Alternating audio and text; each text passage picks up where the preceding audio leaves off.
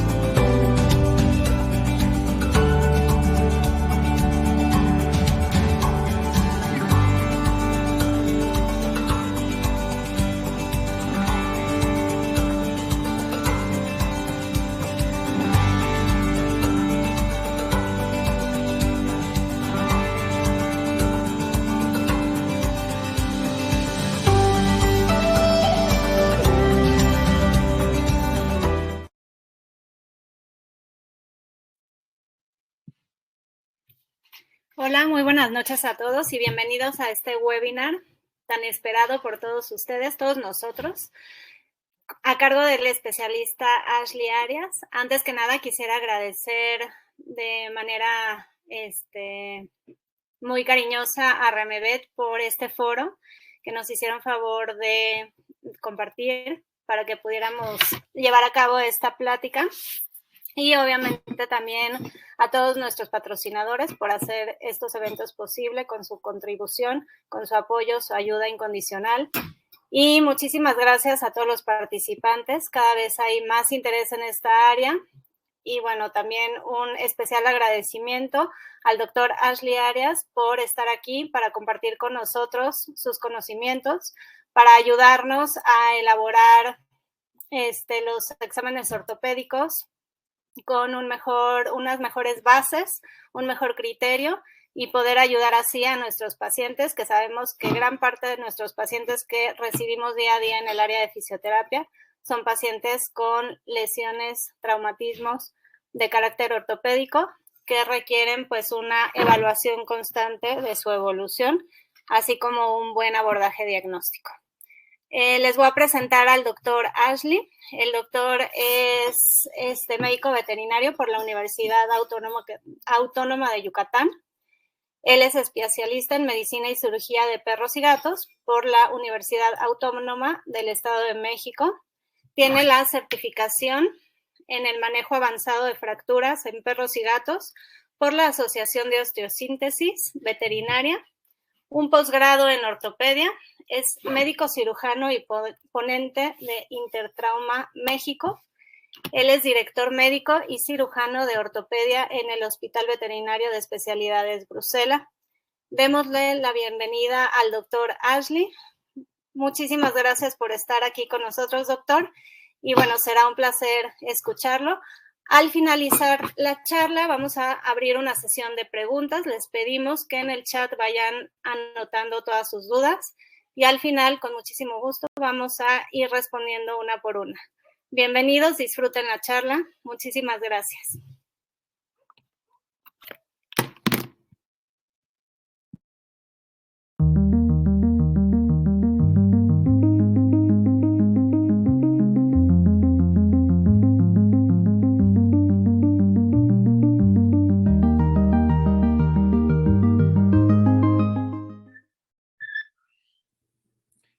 tal? Mi nombre es Ashley Arias Montalvo, soy cirujano ortopedista del Hospital Veterinario de Especialidades Bruselas. Para mí el día de hoy es un placer presentarles el tema examen ortopédico en el perro y en el gato como parte previa al curso taller de fisioterapia y ortopedia que vamos a tener la próxima semana junto a la doctora Ana Cantú por parte de AnfisioVet. Es un curso que ya en este caso sería su segunda edición y bueno, el año pasado la verdad es que fue un curso bastante placentero y bastante lleno de aprendizaje y bueno, qué gusto que este año lo podamos repetir con la adición de un taller presencial, lo cual creo que es bastante importante en estos temas. Y ahora que ya estamos culminando con todo esto que fue la pandemia, pues va a ser un placer podernos ver nuevamente.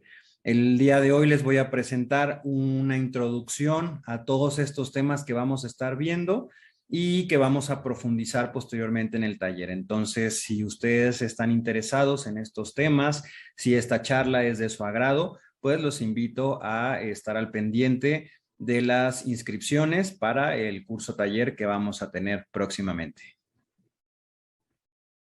Es importante, antes de hablar de examen ortopédico, definir que cuando alguien hace un examen ortopédico normalmente involucra dos áreas diferentes. Una que es la ortopedia, que es la que se encarga de corregir deformidades congénitas y del desarrollo en los perros, pero también nos enfocamos mucho en problemas traumáticos como luxaciones, fracturas, lesiones, fisuras en las zonas de los carpos y de los tarsos, que son bastante comunes y causas comunes de claudicación. En el caso de la traumatología nos enfocamos precisamente en la corrección de lesiones provocadas por un impacto. Como en todas las áreas, siempre es importante hacer un examen físico orientado a problemas, en el cual parte fundamental son los datos básicos, principalmente en ortopedia, es algo que nos va a orientar mucho en nuestro diagnóstico. Cuando tenemos pacientes que son de tallas gigantes y pacientes de tallas mini toy, vamos a estar pensando en enfermedades totalmente diferentes que pueden tener los mismos signos clínicos. También algo muy importante va a ser la edad. Pacientes gerontes van a tener predisposición a enfermedades degenerativas, enfermedades neoplásicas que puedan ser causa de dolor o claudicación. Y en el caso de los cachorros, lo más común que vamos a encontrar van a ser siempre enfermedades del desarrollo. La historia clínica es fundamental, el tipo de hábitat en el que el paciente habita, tipo de alimentación, tipo de actividad. En caso de perros deportistas que son de alto rendimiento, podemos pensar en lesiones musculares, desgarres, tendinitis. Y bueno, siempre también un examen físico general, porque no hay que olvidar que aunque el sistema locomotor es un sistema que es un poquito más aislado de los demás sistemas, también tiene relación con todo lo demás, ya sean enfermedades hormonales, ya sean enfermedades infecciosas. No hay que olvidar que el examen físico general es esencial en todas las áreas de la medicina. También los gatos son parte importante de la consulta ortopédica. Casi siempre nos visitan por problemas principalmente traumatológicos, lesiones por caídas de altura, atropellamientos, peleas que pueden generar una lesión local en articulaciones o en huesos. Sin embargo, también hay gatos de razas predispuestas a enfermedades del desarrollo como luxación patelar, como displasia de cadera, que aunque son menos comunes, no tienen que quedar fuera de nuestros diagnósticos diferenciales. Cuando hablamos de claudicaciones o signos de dolor, también hay que pensar que hay cierta relación entre cuándo se presentan los signos clínicos con respecto a su origen. Por ejemplo, los problemas articulares se manifiestan de manera más acentuada cuando el paciente está en reposo y se levanta, porque es cuando la articulación no ha tenido movimiento, no ha generado líquido sinovial por la falta de presión, la articulación puede estar seca, y al paciente al levantarse y el no tener movimiento durante un tiempo, esa articulación puede ser más rígida y más predispuesta a manifestar los signos clínicos. Por otro lado, los problemas musculares tendinosos llegan a evidenciarse más cuando el paciente está teniendo actividad física. Por otra parte, hay que pensar que el examen ortopédico temprano, el diagnóstico prematuro de las enfermedades del desarrollo son fundamentales para evitar el desarrollo de la osteoartritis. Es por eso que hay que pensar que la evaluación ortopédica debe ser parte de la medicina preventiva. Los perros con displasia de codo iniciales, con problemas de OCD, con inestabilidad de hombro, luxación patelar, displasia de cadera, cuando su problema está iniciando, muchas veces no manifiestan signos clínicos importantes y es el momento más adecuado para ser tratados. Entonces, siempre hay que pensar que un diagnóstico temprano de enfermedades del desarrollo nos va a ayudar a tratar a tiempo y prevenir la osteoartritis.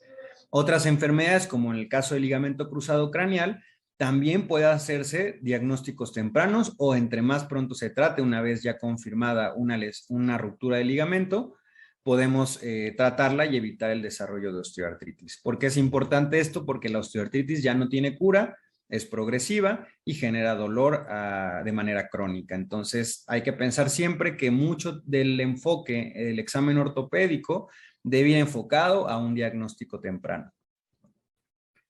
Como tal, el examen ortopédico lo dividimos en 3 fases. La primera fase es el examen ortopédico en estática, desde el momento en que vemos al paciente cómo se para, si está echado, si se puede incorporar, cómo está su masa muscular, cómo son sus aplomos.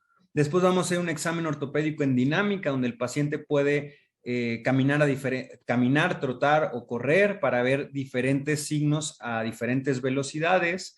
Podemos poner obstáculos, podemos hacerlo subir escaleras. Es bien importante diferenciar entre alteraciones dinámicas en problemas ortopédicos y en problemas neurológicos que muchas veces pueden llegar a confundirse. Y posteriormente, ya después de haber visto este tipo de actividad, llevar al paciente al consultorio y hacer un examen ortopédico mediante manipulación y palpación de las estructuras. En el examen el examen ortopédico en estática vamos a ver este tipo de cuestiones. Vamos a ver la simetría, los aplomos de los miembros torácicos, si hay varus, si hay valgus en los aplomos, qué tan acercados están o alejados los codos del eje gravitacional del paciente, si hay asimetría en los volúmenes de masa muscular, y todo esto va a ayudarnos a empezar a tener diagnósticos diferenciales de las posibles causas del motivo de consulta. Por otro lado, también vamos a ver los miembros pélvicos, los vamos a ver desde atrás, vamos a ver la postura de cómo están los aplomos, cómo está la carga de peso en las diferentes patas, cómo está la columna inclinada o está recta, cómo tiene la cola, si la tiene metida entre las patas y cómo está la masa muscular. Muy parecido a lo que vamos a ver en el miembro anterior, pero siempre es importante verlo por delante y por detrás. Algunos otros signos que vamos a poder ver en el examen ortopédico en estática, uno muy característico es el signo de sentado. No es un signo específico, pero está muy relacionado con la lesión del ligamento cruzado craneal y es una postura que el perro toma para evitar tener muy flexionada la rodilla y poderla descansar para evitar dolores asociados a la inflamación que hay en la rodilla. Y normalmente los vamos a ver en esta postura. En otros casos podemos ver lesiones ya que puedan llegar a ser bilaterales, que puedan involucrar rodillas, tobillos, caderas o columna. Podemos ver cómo los pacientes llegan a direccionar el tren posterior hacia craneal para disminuir la carga de los miembros pélvicos. Y estos problemas pueden estar asociados, en el caso del paciente de la foto de la izquierda, es un paciente con rotura del ligamento cruzado craneal bilateral. En el caso de la derecha es un paciente que tiene osteoartritis coxofemoral secundaria a displasia de cadera. También podemos ver esta postura en pacientes con inestabilidad lumbosacra o discoespondiloartrosis, que lo que van a hacer simplemente es tratar de disminuir la carga de sus miembros posteriores. Después vamos a entrar al examen ortopédico en dinámica, donde vamos a ver los 4 tipos de claudicación, o los 4 grados más bien. El grado 1 es una claudicación que se caracteriza por ser muy sutil, apenas perceptible. Puede ser muy probable que en estos casos los dueños no la noten y nosotros podamos evaluarlas haciendo que el paciente camine un paso lento, después podemos hacerlo trotar, correr, y se van a dar cuenta que son signos muy, muy sutiles que el propietario puede no estar consciente de ellos. Pueden estar relacionados a displasias de cadera en etapas iniciales, Pueden estar relacionadas en pacientes con ruptura del ligamento cruzado craneal en casos crónicos, donde ya hay cierta estabilidad de la rodilla por el cuadro de fibrosis que se genera, y en casos en los que las lesiones pueden no ser muy graves. Rupturas parciales, por ejemplo, pueden tener grados de claudicación 1. Después vamos a tener el grado de claudicación 2, donde la claudicación ya es evidente, ya el propietario la detecta, nosotros la detectamos, no es necesario hacer un video en cámara lenta para distinguirlo, va a ser muy fácil de percibir. Después vamos a tener la claudicación grado 3, donde el paciente todo el tiempo que camina va a tener el miembro flexionado y cuando él se detiene puede bajarlo para apuntar o para equilibrarse, pero durante la dinámica siempre lo va a mantener flexionado. Y por último, el grado 3 es un paciente que en dinámica y en estática todo el tiempo va a tener el miembro flexionado y no lo va a apoyar. Estos tipos de claudicaciones casi siempre están relacionados a fracturas, por ejemplo. Un grado 3, algún ejemplo puede ser, por ejemplo, un osteosarcoma, que genera mucho dolor, que el paciente puede caminar con el miembro flexionado para no sentir esa molestia y solamente cuando está parado apuntar. ¿Vale? Los grados de claudicación pueden ser variables en diferentes enfermedades, va a depender de la gravedad de cada una de ellas o la evolución que tenga cada una de ellas. En algunos casos, cuando hablamos de miembros anteriores, las claudicaciones pueden ser difíciles de distinguir. Algo que recomendamos es hacer videos en cámara lenta que después vamos a evaluar y nos van a ayudar a ser más precisos con detectar cuál de los miembros está claudicando. En el caso de los miembros anteriores, una característica muy particular es que el paciente levante la cabeza al momento de apoyar el miembro afectado para reducir la carga de peso sobre esa pata. Y si aún así con cámara lenta no logramos distinguir estos grados de claudicación muy sutiles, algo que podemos hacer es pedir al propietario que nos mande un video en casa de cómo claudica, porque a veces llega a suceder que nos dicen, es que en casa claudicaba y ahorita ya se le quitó, ya sea porque le hayan dado algún medicamento, ya sea porque el proceso inflamatorio que el paciente presentaba haya disminuido. Entonces, eso también puede ser de mucha ayuda. Por otro lado, también hay que saber identificar las claudicaciones que son generadas por una enfermedad que produce dolor. Esas claudicaciones normalmente van a ser persistentes todo el tiempo, porque cada que el paciente pisa le duele y puede apoyar, pero no apoya con la suficiente carga. Por otro lado, también tenemos las claudicaciones que son de origen mecánico, que al paciente no le duele el miembro, no le duele la articulación, pero no puede extender el miembro por alguna cuestión mecánica como lo es la luxación patelar, que es el ejemplo más típico. ¿Vale? Este paciente lo manipulamos, regresamos la rótula a su lugar y el paciente baja el miembro y camina como si no tuviera nada. ¿Vale? Son claudicaciones, las mecánicas, que normalmente están generadas por alguna deformidad angular, por alguna anomalía anatómica que no permite que la biomecánica natural de la articulación se lleve a cabo. Hay que ver los diferentes tipos de claudicación. Estos van a ver que son dos pacientes diferentes que tienen las mismas características de marcha. No necesariamente claudican, pero hay una alteración en la marcha. Este paciente camina de manera asimétrica, es un cachorro, es un paciente que está en crecimiento y nuestro diagnóstico principal está relacionado a una luxación patelar que ya puede ser grado 3 o grado 4, que ya está asociada a una deformidad de los huesos y que va a generar no una claudicación, pero sí una marcha normal. Tenemos este otro, que es un paciente ya adulto con una rotura del ligamento cruzado craneal bilateral, que camina con las rodillas flexionadas para disminuir la carga sobre sus rodillas. ¿Vale? Si se dan cuenta, no claudica porque las dos rodillas están igual de afectadas y el levantar un miembro implica que el otro, que también está afectado, cargue más peso y también le genere molestias. Entonces el paciente opta por caminar con las rodillas flexionadas y tratar de disminuir en lo posible la carga de los miembros pélvicos. Este otro ejemplo de un paciente ya geronte con una osteoartritis coxofemoral bastante severa. Vean cómo ya la columna está flexionada, el paciente presenta lordosis, las rodillas no se extienden y el tren posterior está direccionado hacia craneal. Por último, tenemos la diferenciación entre una marcha normal de tipo neurológica. Vean este paciente. tiene una ataxia propioceptiva o una dismetría que está más relacionado a un problema neurológico que a un problema ortopédico. En este caso, este paciente requiere un examen neurológico especializado donde podamos detectar cuál es la causa de esta marcha normal, porque no podríamos llamarle claudicación, el paciente no está claudicando, simplemente camina de forma normal y son signos que pueden estar confundiéndose con un problema ortopédico en algunos de los casos. Este paciente Beagle que vimos tiene un problema de enfermedad discointervertebral que puede estar relacionado con cierta compresión del canal medular. Este otro paciente, pastor alemán, ya geronte, tiene inestabilidad lumbosacra, ya con cambios degenerativos, y vean cómo tiene esa ataxia muy marcada o esa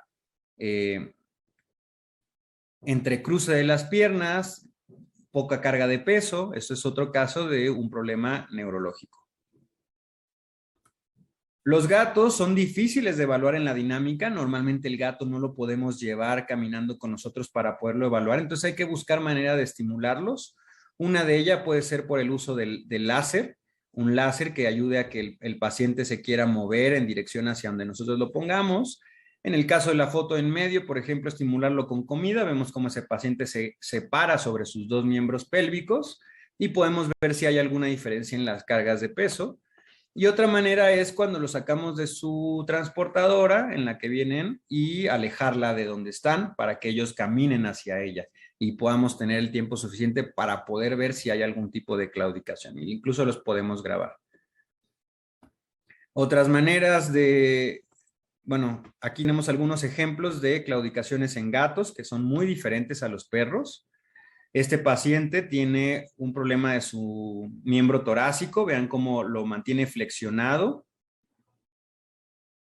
Esto está asociado a un problema traumático, en este caso en particular. Vean este otro caso del miembro pélvico, un paciente que tiene un aumento de volumen en la zona del tarso. ¿Qué hacemos? Los soltamos en espacios amplios, los dejamos que caminen y si no caminan tratamos, como ya mencionamos, de estimularlos para que podamos hacer una buena evaluación en dinámica. Es una parte bastante complicada en el examen ortopédico de los gatos. Luego podemos tener estas situaciones en las que los gatos tratan de brincar a una superficie y no lo hacen. Este gato estuvo horas viendo la tarima a la que se quería subir, maulló, pero nunca se animó a brincar. Y eso puede ser también un signo de dolor, de molestia o de algún problema ortopédico. Este último caso de este paciente felino, un paciente con ruptura de ligamento cruzado craneal bilateral por un trauma. Vean cómo las rodillas están flexionadas, presenta lordosis, el tren posterior direccionado hacia craneal. ¿Vale? No son patologías comúnmente encontradas. En el caso de los gatos, la rotura de ligamento cruzado craneal se genera únicamente por un origen traumático, a diferencia de los perros, pero bueno, es algo que puede llegar a la clínica y que es importante tenerlo en nuestros diagnósticos diferenciales. Cuando pasamos ya al examen ortopédico a la manipulación, hay que recordar que igual que cualquier examen físico de cualquier área debe ser sistemático, ordenado y debe ser paso a paso para evitar saltarse parte del examen. Hay que tomar en cuenta que en el examen ortopédico de un paciente podemos encontrar más de una enfermedad ortopédica y eso es algo muy común en los cachorros con las enfermedades del desarrollo. A veces vemos una luxación patelar y decimos, bueno, por esto claudica, no revisamos completamente al paciente y resulta que en la cadera hay una necrosis vascular que es el signo o la causa más relevante de su claudicación y no la luxación patelar. A veces en el miembro anterior podemos detectar dolor a la digitopresión ósea, dar un diagnóstico de panosteitis y el codo puede también estar afectado. Hay pacientes que comparten muchas enfermedades del desarrollo, una inestabilidad lumbosacra acompañada de displasia de cadera y muchas otras más. Inestabilidades de hombro con relación a displasia de codo. Entonces recuerden que siempre es importante hacer un examen ortopédico general, completo y no saltarse ningún paso. Últimamente, el último paciente que vi es un paciente que tenía displasia de codo, tenía displasia de cadera y tenía inestabilidad de hombro. Y cada vez los pacientes tienen múltiples enfermedades al mismo tiempo por mucho de lo que hemos estado viendo. Cada vez los pacientes de razas más específicas, razas más puras, razas más exóticas, traen más problemas del desarrollo. Entonces, el examen ortopédico yo recomiendo que inicien con el paciente de pie. Si es un perro de talla muy grande, pueden hacerlo en el suelo o muy nervioso para que no se estresen los pacientes. Lo primero que vamos a hacer es palpar las masas musculares, como vemos en la imagen de la izquierda superior, ver que la simetría de la masa muscular sea buena, ver si no hay aumento de volumen en la zona articular, que no haya aumento de la temperatura relacionado a cuadros inflamatorios. Y vamos a hacer todo lo que podamos del examen ortopédico con el paciente sin colocarlo en decúbito lateral. Porque eso puede estresar al paciente, porque puede alterar la presencia de los signos por algún origen conductual. También recomendamos siempre iniciar el examen ortopédico con los miembros sanos, para que ustedes tengan un punto de referencia en saber si ese paciente llora o se queja por una causa conductual o si realmente es dolor lo que está presentando. Si a veces todavía nos queda duda de cuál es el miembro afectado porque nuestro examen en dinámica no lo hayamos logrado detectar, podemos hacer este tipo de pruebas en las que empujamos el miembro hacia adelante y normalmente el miembro afectado va a ser más fácil de desplazar porque el apoyo va a ser menor y el miembro sano va a tener cierta resistencia a moverse porque es el miembro que está cargando la mayor parte del peso. ¿Vale? Ya después de esto ponemos al paciente de cúbito lateral, empezamos por el lado sano, como les comenté, de adelante hacia atrás y después del lado contrario. Por último, y parte importante del examen ortopédico, hacer un registro de puntos o cuestiones a valorar de origen cuantitativo. ¿Vale? Es importante para nuestro seguimiento, más cuando hablamos de fisioterapia, es importante tener parámetros numéricos medibles que nos ayuden a determinar la progresión de la enfermedad de nuestro paciente o la mejoría después del tratamiento. Entre ellos, de los más importantes en el examen ortopédico está la goniometría, que nos va a ayudar a determinar los ángulos de flexión y extensión de cada articulación, los cuales ya están establecidos, y la medición métrica de las masas musculares, que nos van a ayudar a saber si nuestro paciente está ganando masa muscular con el tratamiento o por la enfermedad que presente está perdiendo masa muscular. Y es un registro que vamos a tener para nuestros seguimientos a futuro. Después vamos a ahorita enfocarnos en cada zona en particular, qué enfermedades podemos encontrar en cada articulación, en cada hueso de importancia. Siempre es importante que nuestro examen ortopédico, les decía, sea sistemático y inicie desde la punta de los dedos, desde las uñas hasta la punta de la cola. En las uñas y en las falanges, cosas que podemos encontrar tan simples que son causas de claudicación, incluso causas de claudicación grado 4, pueden ser cuerpos extraños en los espacios interdigitales, por eso siempre hay que revisarlos. Uñas rotas, uñas largas, problemas de pododermatitis por algún tipo de alergia que ya no sea una causa ortopédica la claudicación, sino una causa dermatológica. Podemos ver lesiones en las zonas dorsales de la patita que nos puedan estar hablando de que ese miembro a lo mejor tiene alguna deficiencia propioceptiva. Y también importante, a veces algunas lesiones, he visto muchos casos donde hay lesiones en las uñas relacionadas a cuadros oncológicos, como lo es el tumor de células escamosas, que generan claudicación, que generan dolor y que no son necesariamente una infección o una fractura, o sí lo son, pero a consecuencia de un problema primario diferente, que en este caso puede ser de origen oncológico. Entonces, siempre es importante lo que les decía al inicio, la ortopedia, igual que todas las demás áreas de la medicina, no está aislada, tiene que estar siempre considerándose enfermedades de otras condiciones que puedan tener una expresión en la marcha, en la dinámica, en la pérdida de masa muscular y que no necesariamente van a ser de un origen ortopédico primario.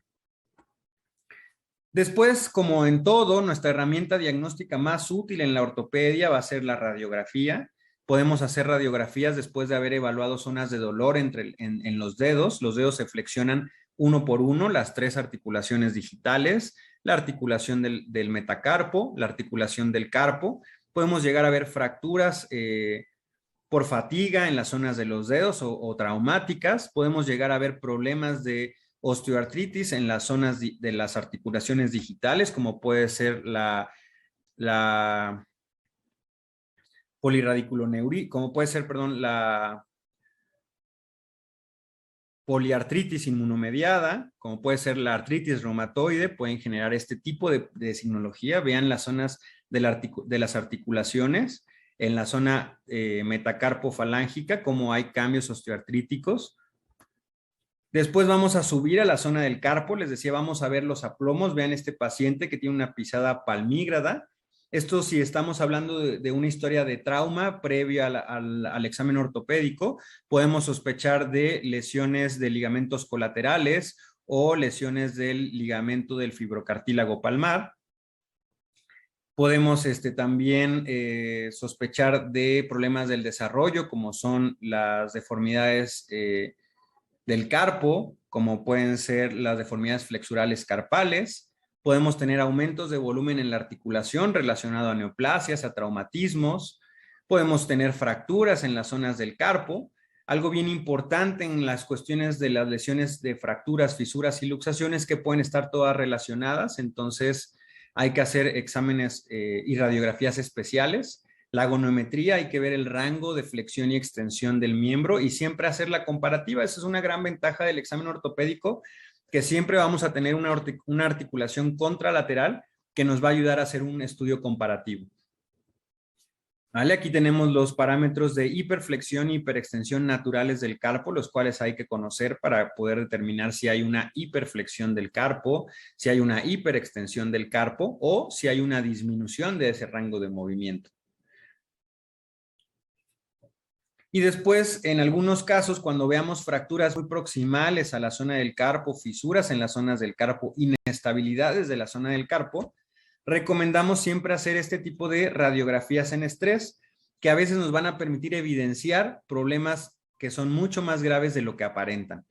Recientemente tuvimos un paciente que tenía fractura de la zona proximal del metacarpo en una posición anatómica normal en la radiografía, en una toma dorso palmar, y no se veía más que la fractura, pero al hacer esta fractura en flexión, en hiperflexión lateral o medial, se evidencia una luxación o subluxación del carpo, que en este caso el tratamiento es muy diferente y puede ya requerir incluso una artrodesis. Comentábamos, pisadas anormales en pacientes en crecimiento pueden estar relacionadas a deformidad flexural carpal. Vean la mala postura que tiene el carpo, hay una hiperflexión excesiva de la zona del carpo, una laxitud excesiva, y esto es un problema de un pronóstico favorable que se corrige conforme el paciente va creciendo. También comentábamos algunas otras patologías como poliartritis inmunomediada, donde vamos a ver cambios degenerativos severos en las zonas de la articulación, y vamos a ver pacientes con posturas como estas. Esos pacientes caminan y tienen ciertos signos de dolor crónico, hacen su vida relativamente normal con estas deformidades. Estos problemas pueden tratarse incluso también con artrodesis en casos bastante graves o que generan mucho dolor. Hay que recordar que también la artrodesis es una cirugía de salvataje, hay que tener un criterio muy específico de cuándo hacerla y cuándo no. Y importante el diagnóstico definitivo. Porque este paciente, si tiene una poliartritis inmunomediada, si no se trata con tratamiento inmunosupresor, el paciente no va a mejorar. Al contrario, va a empeorar aunque le demos rehabilitación, aunque le demos tratamientos analgésicos y desinflamatorios. Entonces, siempre es importante un diagnóstico definitivo. Si yo ya tomé estas radiografías y veo alteraciones en el carpo asociadas a artritis y veo en múltiples articulaciones, mi siguiente paso es hacer pruebas específicas para descartar cuadros inmunomediados, cuadros relacionados a rickettsiosis, que también pueden ser generar este tipo de lesiones. Después la articulación del radio y el codo, bueno, el hueso del radio, y la ulna. Vamos a hacer digitopresión desde lo más distal hasta lo más proximal. Los pacientes en crecimiento con dolores en la zona de la diáfisis ósea pueden sospecharse de panosteitis, pueden tener dolor en el hueso metafisiario, en el hueso diafisiario. Normalmente vamos a tratar de detectar estos signos en las zonas donde menos masa muscular haya. Por otro lado, también estos pacientes que tengan este tipo de dolor a la digitopresión ósea y sean pacientes ya adultos, también podemos pensar en problemas como osteosarcomas, En pacientes en crecimiento podemos pensar en osteopatías hipertróficas. Entonces, entre más amplio sea nuestro conocimiento de las enfermedades, más específico o más diagnósticos diferenciales vamos a estar empezando a sospechar durante nuestro examen ortopédico.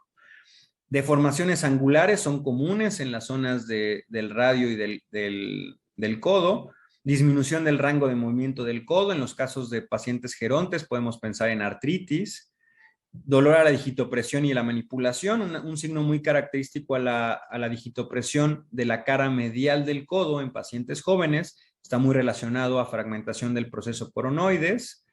Entonces, toda esta información es importante complementarla siempre en la mente con diagnósticos diferenciales. Hago mi examen ortopédico y al mismo tiempo estoy descartando posibles causas de los signos que estoy observando.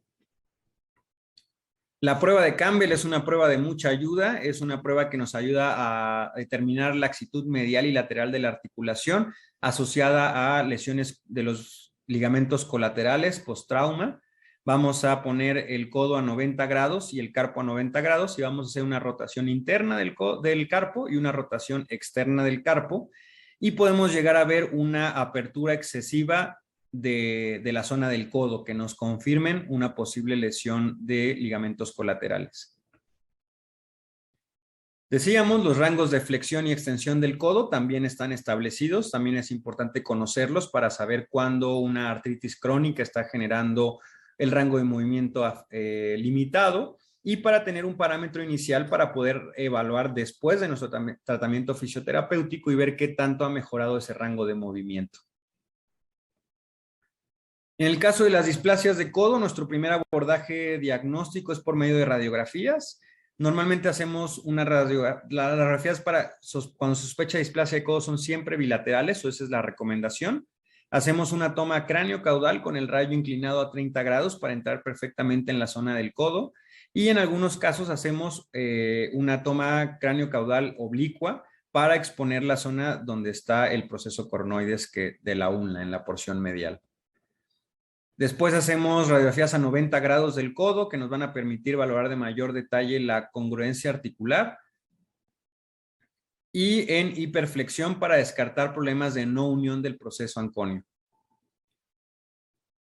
¿Vale? En el caso de la no unión del proceso anconio, como ven aquí, hacemos una hiperflexión en pacientes ya arriba de los 4 o 5 meses. Esta línea, que es una fisis de crecimiento, ya debería tener una osificación completa.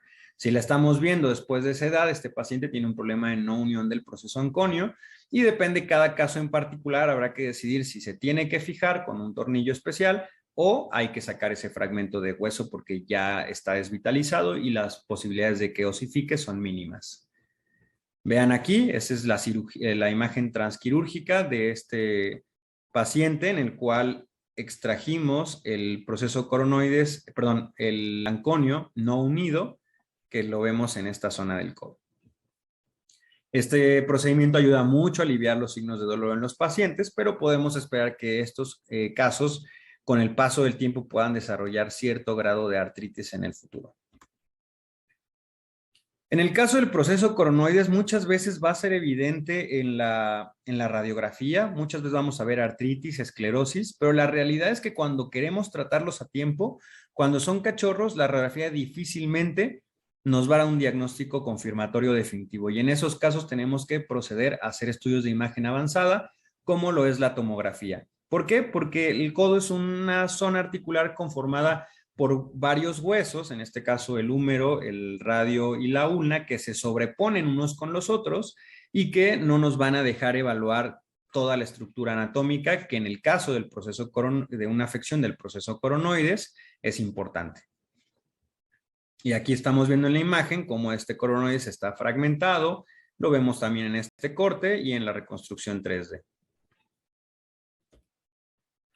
Otros casos de anomalías o deformaciones en la zona del radio, podemos tener cierres prematuros de las fisis de crecimiento que pueden generar curvaturas de radio o acortamientos del miembro que generen también incongruencias articulares del codo. En este caso estamos viendo un cierre prematuro de la fisis del radio y como el radio queda corto, la ulna crece y genera una incongruencia articular en la zona del codo. ¿vale? Vean la diferencia en altura cuando estas dos estructuras tienen que estar al mismo nivel para que el cóndilo humeral pueda descansar con una carga simétrica de peso en los dos huesos. Otros casos de crecimientos acelerados en algunos pacientes o pacientes condroistróficos con problemas graves, podemos ver curvaturas excesivas del radio y no necesariamente asociados a un cierre prematuro, sino a un crecimiento acelerado o a una deformación congénita del desarrollo importante. Este es el mismo paciente, vean la diferencia entre la curvatura que tiene este radio con respecto a esta. Es un paciente condroistrófico, esto puede ser normal, esto puede ser excesivo, pero en estos casos hay que evaluar mucho qué tanto le está afectando al paciente. Estamos viendo también ya aquí algunos cambios importantes en la zona del codo por esta curvatura excesiva. Les comentaba, panosteitis normalmente la vamos a encontrar en los huesos largos, en el radio, lo vamos a encontrar en el húmero, lo vamos a encontrar en el fémur, en la tibia, y es una enfermedad que se caracteriza por cambiar de hueso. No siempre la claudicación va a estar todo el tiempo en el mismo miembro. Y a mí a veces el propietario llega y me dice, es que claudicaba del miembro pélvico, pero ya se le quitó y hoy claudica del miembro torácico. Es un pastor alemán, es un cachorro, es un perro en crecimiento. Entre nuestros diagnósticos diferenciales tiene que entrar panosteitis. ¿Cómo vemos las panosteitis en las radiografías? Normalmente vemos un cambio en el contraste del hueso, vemos parches radiodensos que están relacionados a esta enfermedad. Por eso también es importante hacer radiografías comparativas en estos casos. Las osteopatías hipertróficas o osteodistrofia hipertrófica lo vamos a llegar a ver en pacientes cachorros de talla gigante que generan signos importantes de claudicación y dolor. Y en la radiografía lo que vamos a ver es una proliferación o sobrecrecimiento de hueso en la porción distal del radio o de la ulna en este caso. Y son pacientes que normalmente son jóvenes, la etiología de esta enfermedad todavía no está bien definida, pero se ve mucho en pacientes de talla gigante. Aquí el tratamiento va enfocado en el manejo del dolor hasta que el paciente se mejore de manera espontánea. Es una enfermedad autolimitante, igual que en el caso de la panosteitis. En algunos casos el pronóstico puede ser malo si el dolor es excesivo y el paciente no mejora con los tratamientos. Causas traumáticas como la luxación de codo. En el caso de luxaciones agudas, en las primeras horas se puede hacer una reducción cerrada del codo y fijar con un vendaje, dejarlo un tiempo y esperar a que la cápsula articular vuelva a regenerarse, se vuelva a endurecer y normalmente esa articulación es de buen pronóstico. Toda lesión articular puede tener cierta secuela que en un futuro se desarrolle en osteoartritis, así que hay que estar dando un monitoreo en estos pacientes como recomendación. Por otro lado, bueno, aquí está la resolución con una reducción cerrada y después la colocación del vendaje en este paciente que tuvo una luxación traumática por un traumatismo por vehículo automotor. Por otro lado, tenemos estos casos de luxaciones crónicas donde ya hay una anquilosis del codo, donde el paciente ya no extiende el codo. Estos pacientes se puede hacer una reducción cerrada y es algo muy complicado, hay que destruir tejido fibroso, hueso que ya está empezando a funcionar la articulación y el pronóstico es malo. No se recomienda pensar en reconstruir la articulación en estos casos. Si se piensa en un tratamiento quirúrgico hay que pensar en una artrodesis.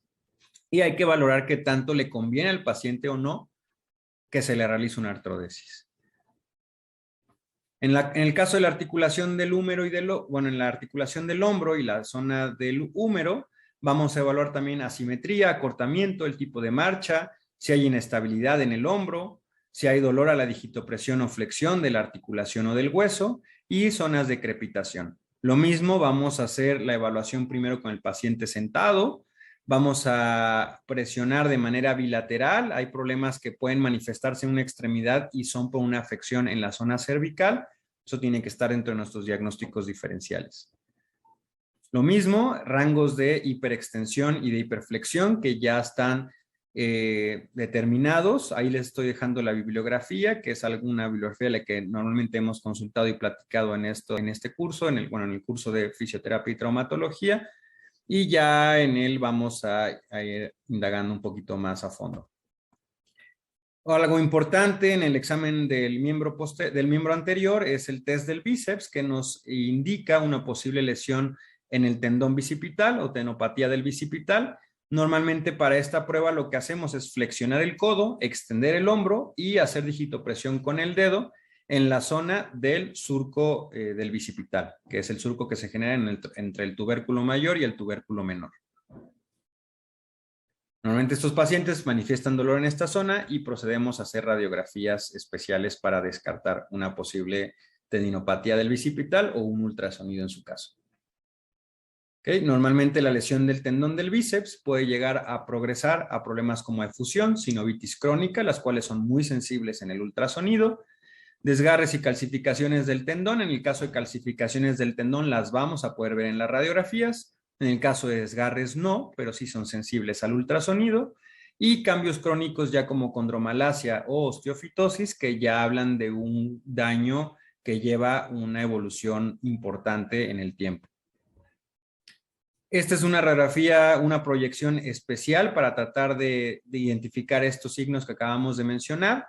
Es una toma tangencial del surco del tendón del bíceps y podemos llegar a ver algunas alteraciones, como decíamos, calcificaciones, zonas hiperecoicas que puedan estar relacionadas a una tendinopatía del bicipital.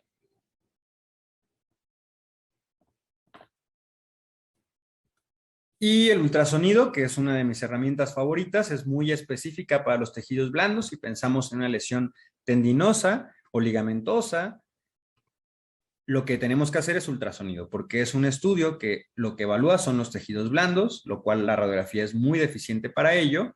Y vean cómo estamos viendo aquí, en un corte transversal, el tubérculo mayor, el tubérculo menor, se forma el surco bicipital y estamos viendo el tendón del bíceps ligeramente hiperecoico en un corte transversal.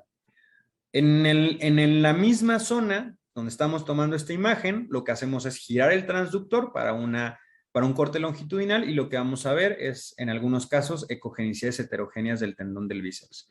En el caso de que hagamos ultrasonido musculoesquelético, siempre es bien importante que sea comparativo. No nos podemos quedar con una sola imagen del miembro afectado si no hemos visto cómo se ve de manera normal. Esto es importante porque esta ecogenicidad heterogénea pueden ser artefactos normales que se ven en la ecografía musculoesquelética, y la hiperecogenicidad del tendón comparada puede ser normal en algunos casos. Para evaluar inestabilidad de hombro hacemos prueba de cajón del hombro, igual que en el caso de la rodilla. Se fija una mano en la zona del cuello de la escápula y el otro sobre el tubérculo mayor.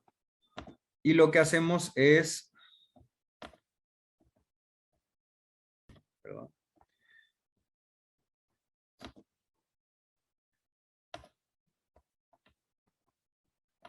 Lo que hacemos es mover la mano derecha que mantiene sujeto el tubérculo mayor del húmero y la mano izquierda se queda estática y podemos ver un exceso de movimiento.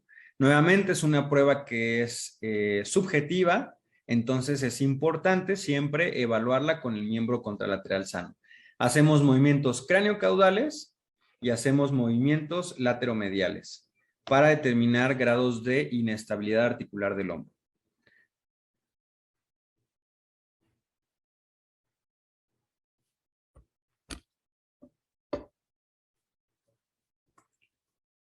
Nuevamente, goniometría a la abducción y aducción del hombro, que nos pueden también sugerir problemas de inestabilidad de hombro.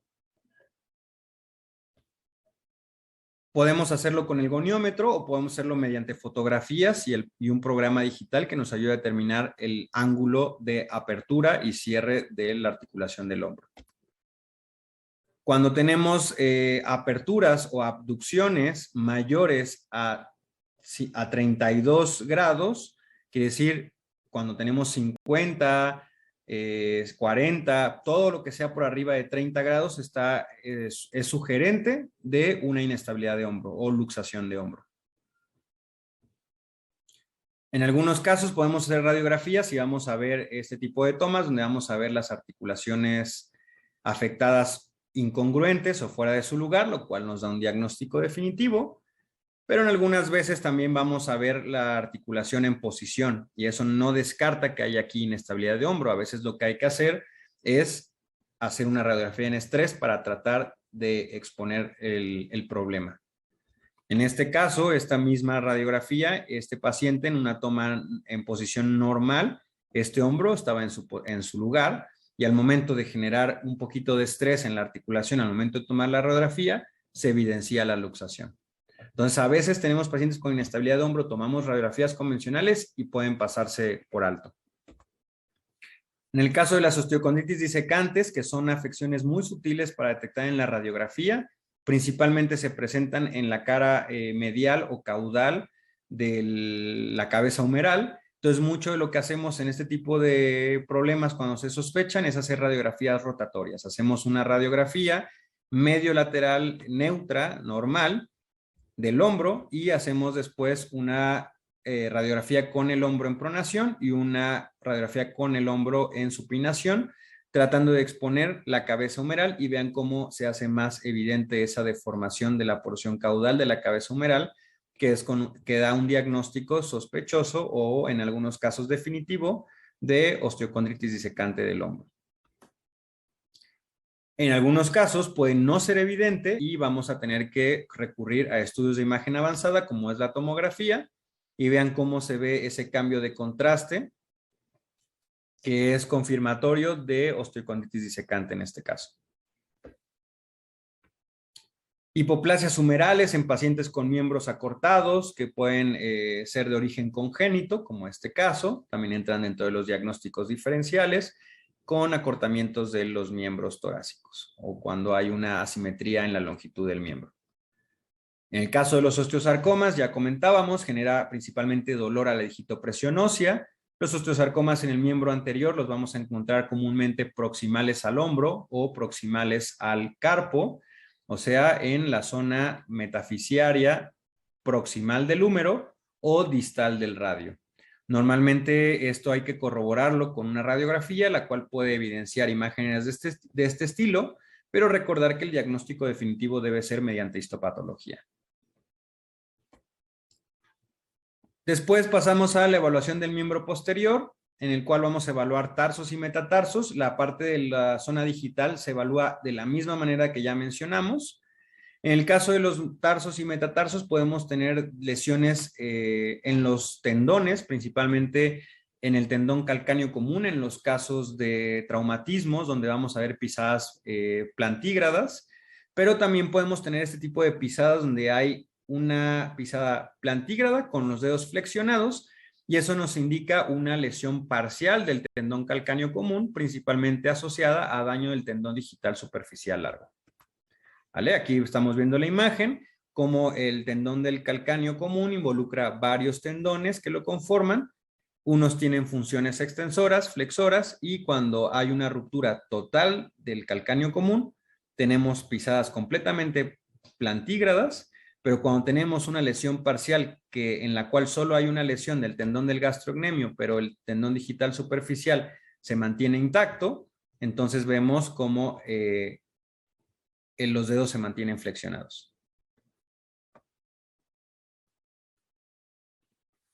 ¿Vale? Entonces, cuando tenemos lesiones parciales del tendón del calcáneo común, el que se conserva es el tendón digital superficial flexor. También rangos de movimiento en la zona del tarso, igual que en las demás articulaciones que ya observamos.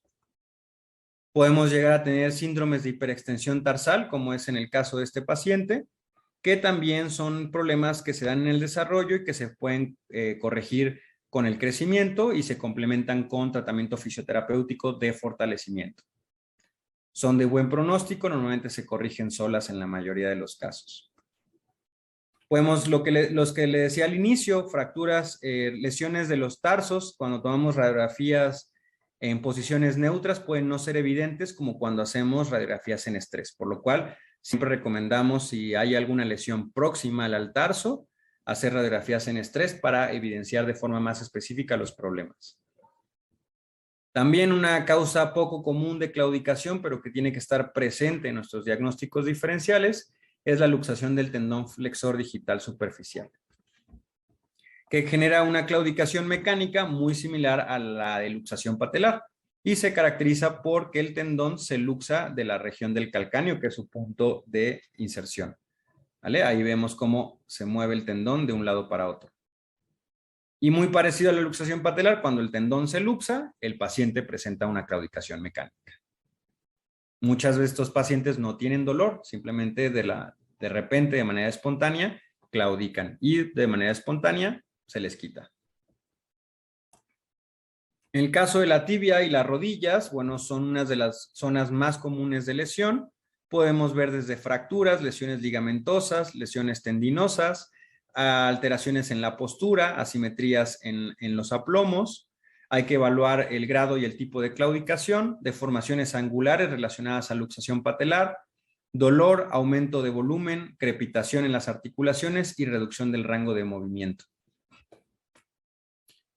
Los ángulos de extensión y flexión de la rodilla, los cuales hay que tener siempre como parte de información importante para el pronóstico, evaluación y diagnóstico de los problemas ortopédicos. En el caso de las luxaciones patelares, las claudicaciones son extremadamente variables. No importa qué grado de luxación tengan, las claudicaciones tienden a ser muy diversas. Tenemos claudicaciones como esta, que son grado 4. El paciente no extiende para nada el miembro o no lo apoya. Tenemos la clásica claudicación de brinquito, que el paciente va caminando de manera normal. De repente, de la nada, levanta el miembro, da unos cuantos pasos con el miembro flexionado y lo vuelve a bajar de manera normal y sigue caminando como si no tuviera nada. Algunos pacientes ya mucho más afectados pueden ni siquiera querer apoyar los miembros pélvicos al caminar. Es para ellos más cómodo caminar con los miembros torácicos que tener que apoyar los miembros pélvicos cuando hay una deformación importante o dolor severo. Pacientes jóvenes en crecimiento que tienen una deformación progresiva severa relacionada a grados de luxación avanzada pueden tener este tipo de marchas anormales. Como les decía, vean la columna completamente flexionada con un cierto grado importante de lordosis, las rodillas flexionadas, el paciente no las extiende y esto es muy probable que se trate de una luxación patelar grado 4.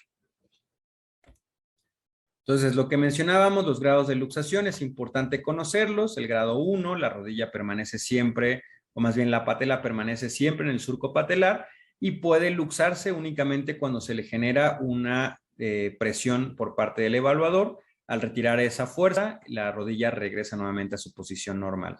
En un caso grado 2, la rótula está en el surco patelar, la patela está en el surco patelar y se luxa espontáneamente con el movimiento o al ejercer una fuerza. En el caso de la luxación patelar grado 3, ya la rótula o la patela ya está fuera del surco patelar y puede regresarse a su posición normal al aplicar una fuerza, pero al quitar esa fuerza, la patela se vuelve a luxar.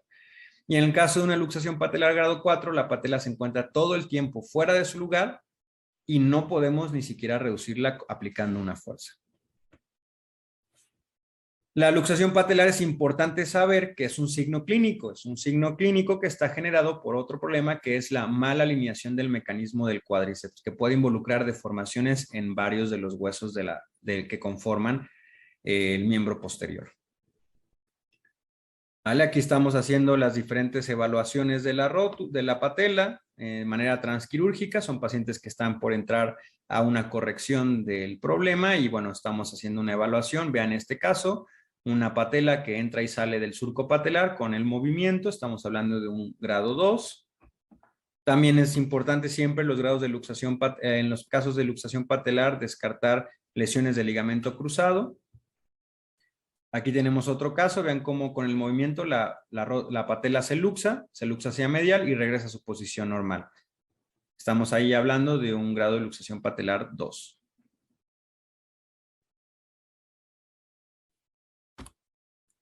Entre las causas de luxación patelar hay que conocer cuáles pueden ser, son temas que vamos a profundizar en el curso.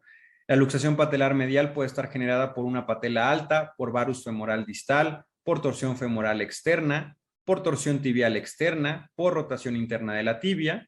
En el caso de las luxaciones patelares laterales, pueden estar generadas por una patela baja, por un valgo femoral distal, torsión femoral interna, torsión tibial interna o rotación externa de la tibia.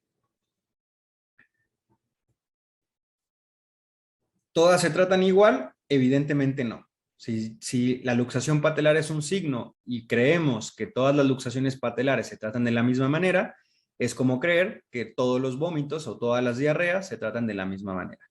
La luxación patelar es un signo y requiere de un diagnóstico preciso para tratarla de manera específica y de manera precisa. Si no, es por esto que la luxación patelar tiene un alto índice de reincidencia en los reportes bibliográficos, y esto es porque se asume que con una sola técnica todas las luxaciones se van a corregir, que si hago surcoplastía, transposición e imbricación, en todos los casos de luxación patelar, eso es lo que se necesita. Y la realidad es que la mayoría de los pacientes con luxación patelar no requieren ni siquiera una surcoplastía. Entonces hay que diagnosticar antes de tratar, al igual que en todas las áreas de la medicina. La ruptura del ligamento cruzado, nuestra enfermedad ortopédica número 1 en los perros, la causa más común de claudicación en la consulta ortopédica, principalmente en el miembro posterior. Vamos a diagnosticarla de una manera bastante sencilla, que es la prueba de cajón, en la cual vamos a mantener la mano izquierda estática, sosteniendo con el dedo índice la rótula y con el dedo pulgar el sesamoideo, y con la mano derecha vamos a poner el dedo índice en la cresta tibial y el dedo pulgar en la cabeza de la fíbula, y lo único que vamos a hacer es mover la mano derecha adelante y hacia atrás. Otra vez, son evaluaciones subjetivas. En los casos crónicos puede haber un movimiento de cajón no tan evidente. En los casos de rupturas parciales puede haber movimientos de cajón no tan evidente, y en este caso hay que complementar con nuestras herramientas diagnósticas para un diagnóstico mucho más preciso, que es otra cosa de las que vamos a estar platicando en el curso que vamos a tener la próxima semana. La otro estudio comparativo, o más bien complementario, durante la evaluación de la rodilla en los pacientes con rotura de ligamento cruzado, es la prueba de compresión tibial, que asemeja el movimiento natural en la dinámica del perro al momento de que ellos apoyan en una superficie plana, la fuerza de gravedad que ejerce y la contracción que hay sobre el músculo gastrocnemio va a hacer que haya un adelantamiento excesivo de la cresta tibial con respecto a la articulación. Esto es una prueba que nos ayuda mucho en perros de mucha masa muscular o muy grandes, que se nos es difícil con nuestra propia fuerza hacer la prueba o evidenciar la prueba de cajón. Siempre es importante, ya con el paciente sedado y más en los casos en los que el cajón no es tan evidente, perros con mucha masa muscular, perros muy inquietos, perros agresivos, muy grandes, con cuadros crónicos, hay que sedarlos para hacer la prueba de cajón y va a ser mucho, mucho más precisa. Algunos casos, decíamos, va a haber rupturas parciales y en algunos casos vamos a tener rupturas totales. En los casos de rupturas totales, la prueba de cajón va a ser evidente en la flexión y en la extensión del paciente. Este es un paciente pitbull de muy buena masa muscular, grande, nos cuesta un poco de trabajo, pero es evidente que hay una prueba de cajón positiva, tanto en flexión como en extensión. Eso confirma una rotura total del ligamento cruzado craneal. Pero en algunos casos vamos a tener lesiones parciales donde la inestabilidad de la rodilla en cierto grado va a permanecer. En ese caso recomendamos hacer la prueba de cajón en flexión y en extensión, y en los casos de rotura parcial vamos a ver que en la extensión no hay cajón. Vean cómo se ejerce cierta fuerza, pero al flexionar se hace evidente. Aquí estamos sospechando de un paciente que tiene rotura parcial del ligamento cruzado. Es el mismo perro, la rodilla izquierda tiene una rotura total, la rodilla derecha tiene una rotura parcial, y también es importante saber que la ruptura del ligamento cruzado craneal es una enfermedad que se presenta comúnmente en ambas rodillas y que al romperse el ligamento es el punto en el que la enfermedad culmina, pero que la enfermedad se genera mucho antes de que el ligamento se rompa. Inicia con una sinovitis crónica, con un proceso degenerativo que progresa en la rotura parcial o total del ligamento cuando es que los signos clínicos se evidencian. Entonces es importante siempre saber que cuando tenemos un paciente con diagnóstico de rotura de ligamento cruzado craneal, el miembro contralateral es un miembro en riesgo o susceptible al mismo problema. Se habla de un 50% de los casos en un periodo de 2 años pueden romperse el ligamento de la rodilla contralateral. En el caso de los gatos, tenemos casos asociados siempre a trauma, donde hay cajón positivo, pero también puede haber lesiones de ligamentos colaterales, como estamos viendo aquí, una hiperflexión lateral de la rodilla, una prueba de cajón positiva. Esto nos habla de una lesión de colateral y una lesión de ligamento cruzado al mismo tiempo. Normalmente un gato que se cayó, que fue agredido, que hay un traumatismo importante que puede estar relacionado a una afección severa o compleja de la rodilla. También tenemos ahí una prueba de cajón caudal positiva. De cajón caudal. Y la flexión medial es estable. Entonces aquí podemos asumir que hay una lesión de los ligamentos colaterales, hay una lesión del ligamento cruzado y una lesión del ligamento, cruzado craneal y del caudal.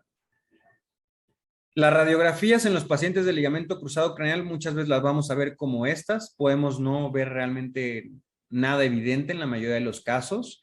En algunos podemos llegar a ver el famoso signo de cojinete graso, que es este cambio de densidad en la zona articular por la presencia de líquido extravasado, pero si se dan cuenta, la articulación no necesariamente tiene que estar incongruente, no siempre hay un adelantamiento de la tibia como nos han enseñado en la universidad, no siempre hay un cuadro degenerativo articular, entonces hay que complementar nuestra radiografía con otros estudios de imagen. Algunos casos como este, casos crónicos, pacientes muy pesados, vamos a ver cambios muy evidentes, osteoartritis crónicas severas, desplazamiento de la tibia con respecto al fémur, que bueno, son más que confirmatorias. Les comentaba, siempre es importante hacer radiografías comparativas. Si sabemos que es una enfermedad que puede afectar en un porcentaje alto a ambas articulaciones y que sabemos que la enfermedad del ligamento cruzado craneal se genera antes de que el ligamento se rompa, sería importante hacer una evaluación prematura de la articulación sana o contralateral y ver si esta no presenta ya algunos cambios degenerativos que puedan estar relacionados a inestabilidad de la rodilla, aunque el ligamento cruzado aún no se haya roto. Quiere decir, hay pacientes que pueden manifestar artritis en una rodilla donde la prueba de cajón es negativa. Entonces, en los casos en los que haya ruptura del ligamento cruzado craneal, mi recomendación sería hacer radiografías bilaterales.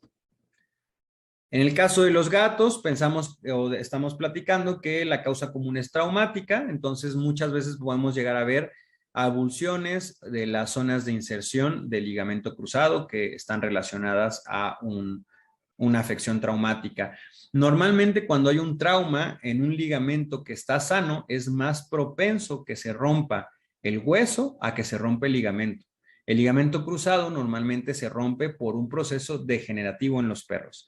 Y cuando son traumáticos, en el caso de cachorros, por ejemplo, es más probable que haya una avulsión de la cresta de la tibia, de la zona de inserción del ligamento cruzado, una fractura proximal de la tibia o del distal del fémur, que puedan manifestar una prueba de cajón y que sea un falso positivo.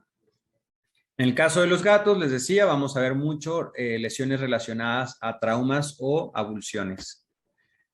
Las lesiones meniscales son importantes siempre en la evaluación de la rodilla, no hay que dejarlas pasar por alto. El clic meniscal es el signo inicial en el examen ortopédico, pero se tiene que evaluar de manera más precisa con ultrasonido, con artroscopía, con artrotomía, pero siempre un paciente con lesión de ligamento cruzado tiene un 50 a un 75% de presentar lesión en los meniscos.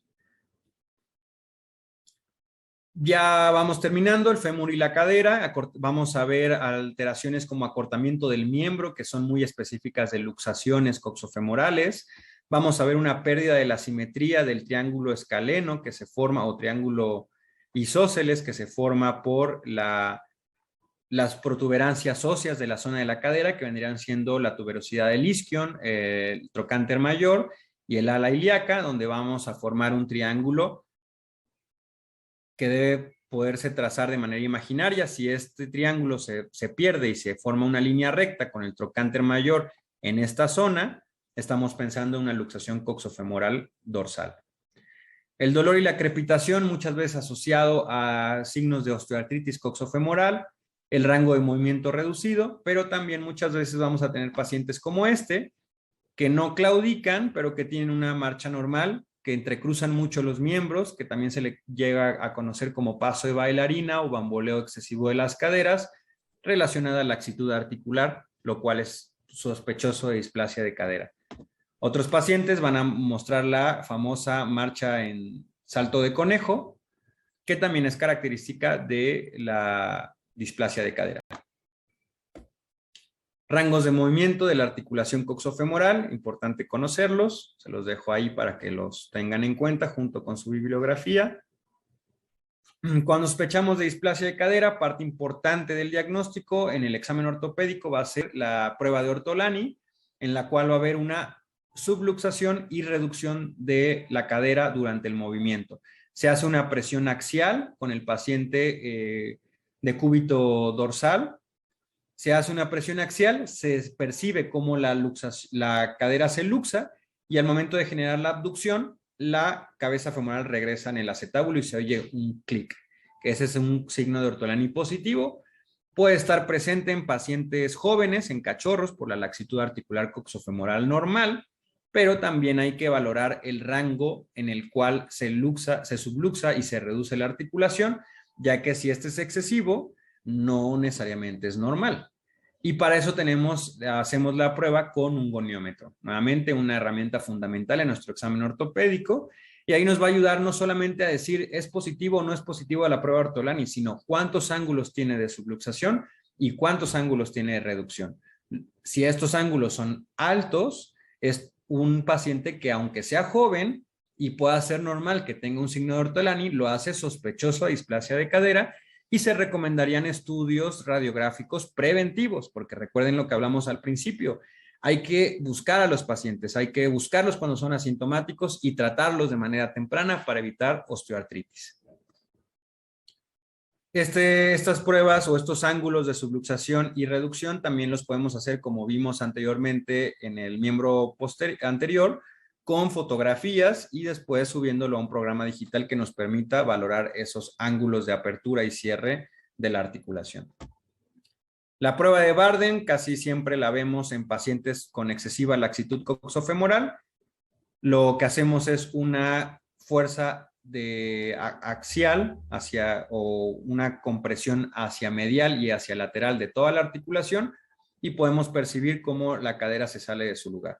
En algunos casos la luxación es tan excesiva que incluso solo con el dedo podemos regresar la cadera a su lugar. Estos son pacientes que en la mayoría de las veces tienen la articulación luxada todo el tiempo, que ya son pacientes a lo mejor con cambios o laxitudes bastante importantes.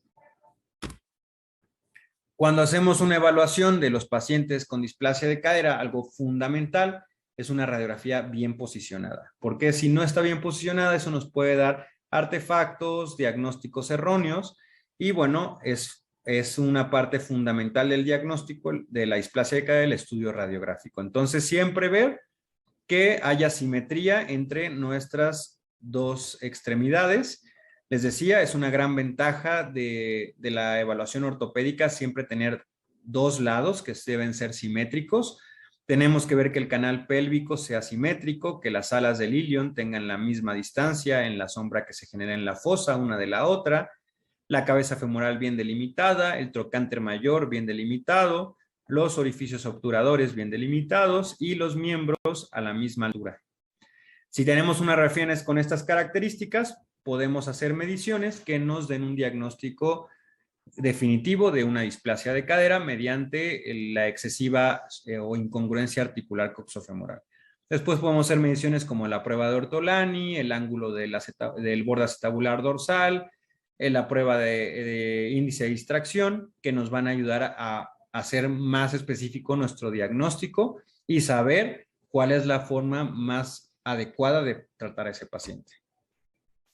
En los perros de talla pequeña, principalmente talla mini toy, podemos llegar a ver claudicaciones muy severas en los miembros posteriores, dolor a la digitopresión o manipulación de la cadera, y al momento de hacer radiografías vamos a ver deformidades de la cabeza femoral, ya sean bilaterales, que es menos común, pero también están presentes, que nos van a hablar de necrosis avascular de la cabeza femoral. Y estos pacientes, para que mejoren, requieren una excisión de la cabeza femoral. En algunos casos ya hoy en día pueden hacerse mini reemplazos de cadera, también están al alcance actualmente de nuestros tratamientos médicos. Entonces, es también uno de los diagnósticos diferenciales en dolor coxofemoral en pacientes de raza pequeña que tenemos que considerar.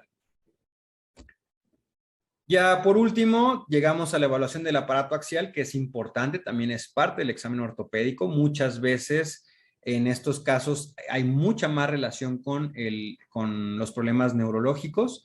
En los casos de la mandíbula, problemas ortopédicos en la oclusión o en la mala alineación, puede haber prognatismo, enognatismo, fracturas mandibulares, mal cierre o mala oclusión de la mandíbula. Hay que hacer radiografías, muchas veces estas pueden ser oblicuas, con boca abierta, frontales, depende de lo que estemos sospechando.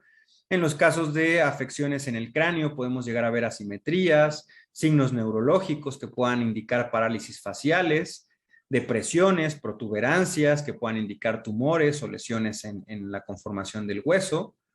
También los problemas de osteopatía hipertrófica en la región rostral o en la región de la mandíbula pueden ser frecuentes de encontrar.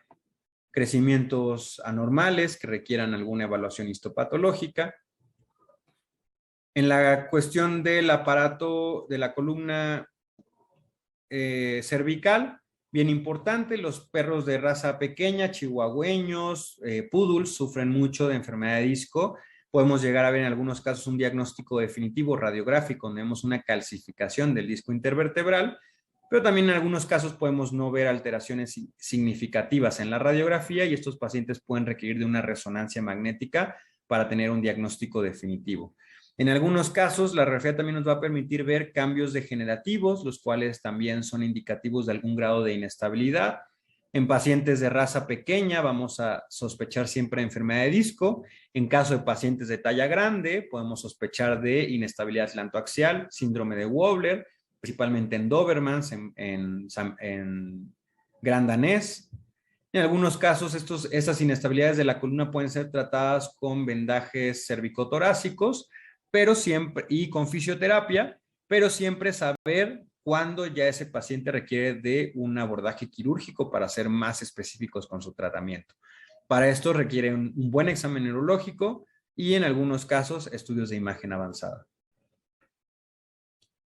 ¿Vale? En este caso, en esta radiografía, vean los cambios crónicos degenerativos severos en este paciente, el cual habla de una muy probable enfermedad articular severa.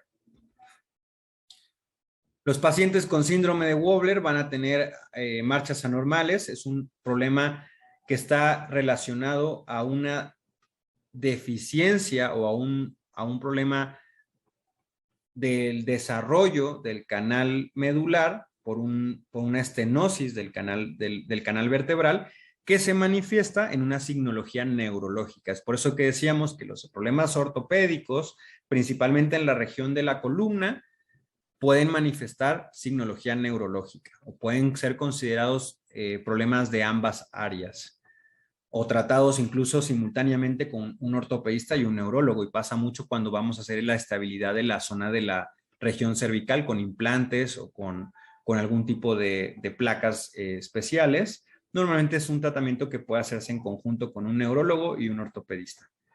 Vean este caso,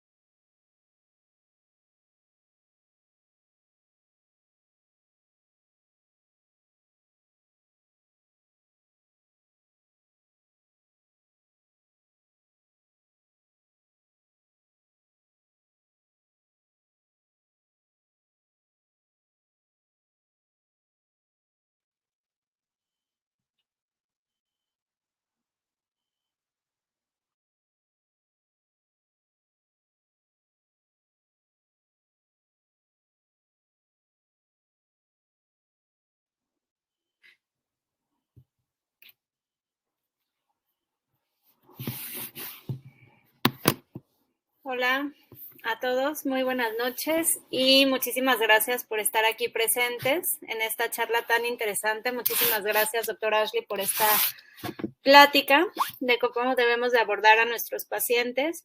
Fue bastante útil, bastante clara y completa la forma en la que tenemos que abordar, tomar en cuenta todos los diagnósticos diferenciales, realizar, bueno, la importancia de la medicina preventiva, de detectar pues casos a temprana edad para poderlos corregir. Muchísimas gracias. Tenemos varias preguntas. Vamos a esperar a que se conecte porque todavía no veo al doctor.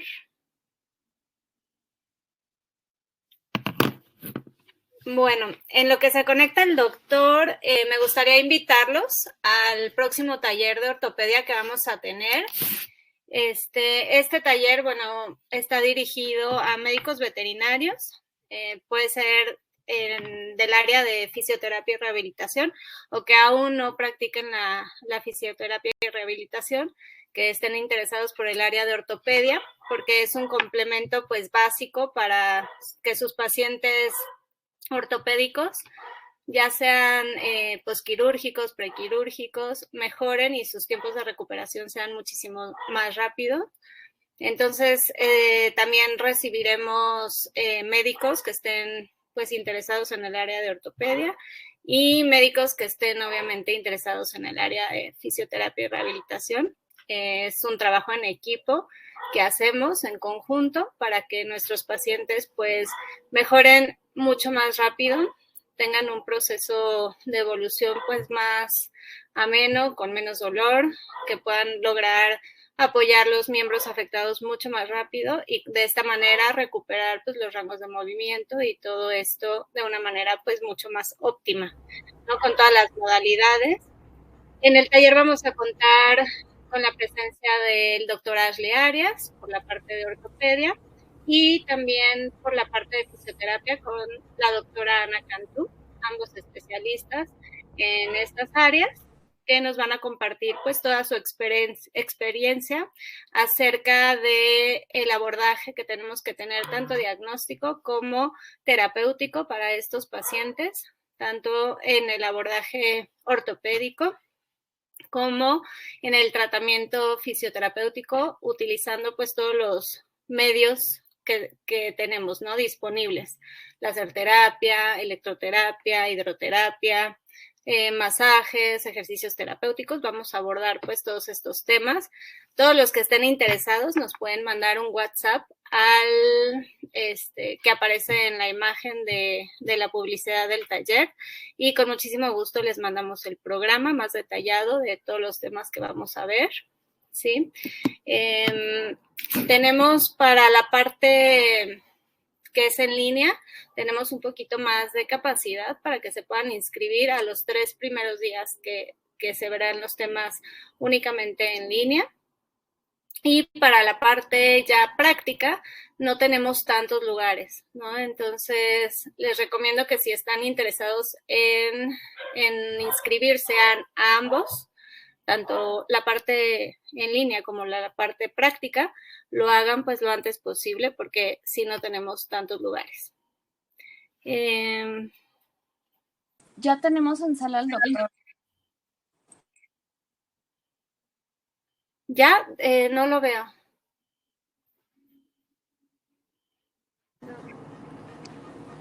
¿Qué tal? Buenas tardes. Hola, doctor. ¿Su cámara la puede prender o con puro audio prefiere?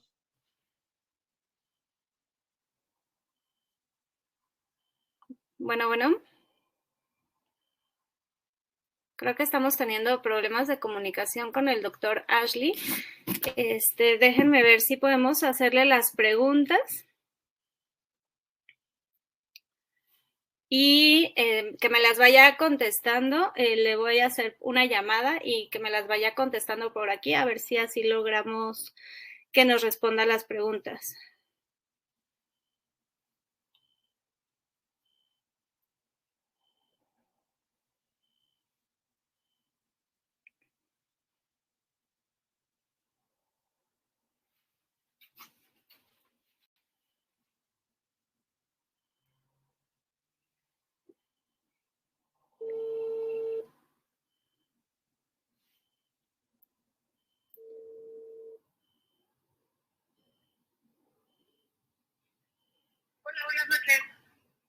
Hola, ¿se encuentra el doctor Ashley?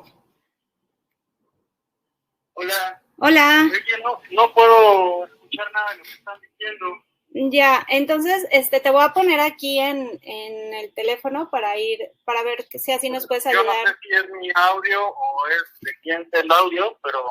No te preocupes, si quieres lo hacemos así. Te voy haciendo las preguntas.